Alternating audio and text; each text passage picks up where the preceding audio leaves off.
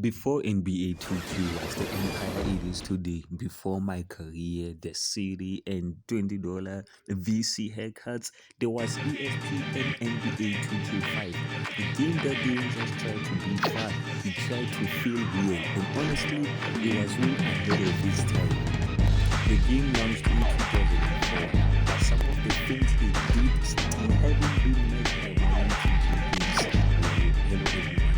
My game's hot like Lord Banks, I'm on fire, fame I desire, rap star. Let's start with what hits you right away, the ESPN presentation.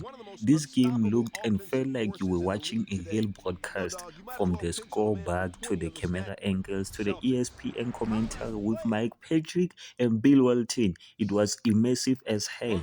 And then there was the halftime show, highlights, stat breakdowns, full studio vibe. It's wild how 2K24 still doesn't give us this level of broadcast detail.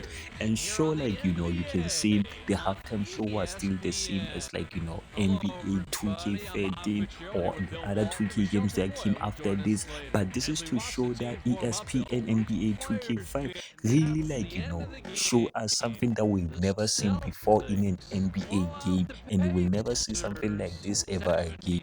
Now let's talk about the gameplay. Sure, it's a little clunky today, but in 2004, it was really tight. ESPN 2K5 had momentum-based movement, realistic fatigue, and smart AI rotations. You actually had to play basketball, not just table and choose your way to the rim.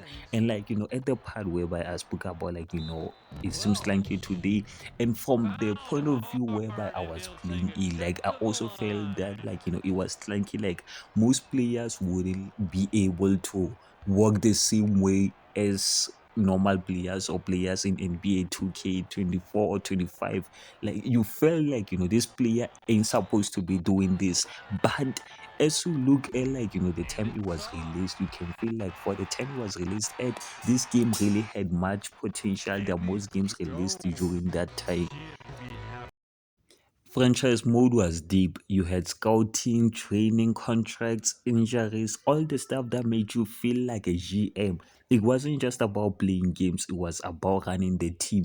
Sometimes players would come up to you for asking certain questions or telling you how well they are playing or how you are treating them, and you had to answer based on the way the person asked you a question, and the way you answered would affect that person or the team's morale. If maybe, let's just say, I'm using the Boston Celtics and Paul Pierce comes up to me and says they play we should pass the ball to him to show because he feels like he's up for it, and I see nah, he shouldn't set the bar too high.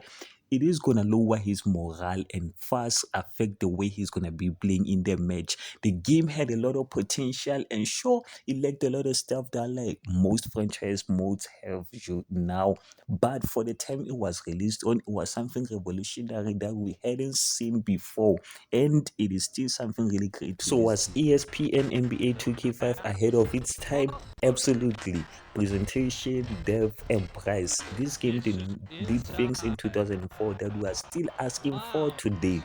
So this is where I'm just gonna end it. If you are feeling that old school 2K love, hit the like button, drop your favorite memory from 2K5 in the comments, and don't forget to subscribe for more sports games, throwback, and reviews. Peace.